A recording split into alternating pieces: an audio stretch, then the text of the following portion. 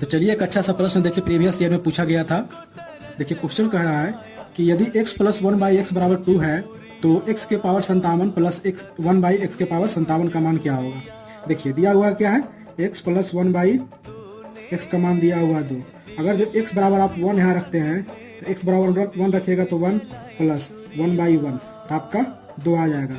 मतलब x बराबर 1 put कीजिएगा तो आपका ये 2 सेटिस्फाइड कर रहा है, तो हम भी यहाँ पर x बराबर 1 पुट कर देंगे। तो x के पावर 57 प्लस 1/x के पावर 57। जब 1 के पावर 57 करेंगे तो आपका एक ही रहेगा, प्लस 1/1 के पावर 57, तो यह आ जाएगा 1 प्लस 1 बराबर क्या आ जाएगा 2। दो आपका सही आंसर है, जो ऑप्शन नंबर बी में है, बी आपका सही आंसर होगा। अगर जो वीडियो अच्छा लगता है तो लाइक शेयर सब्सक्राइब जरूर करें। Thank you.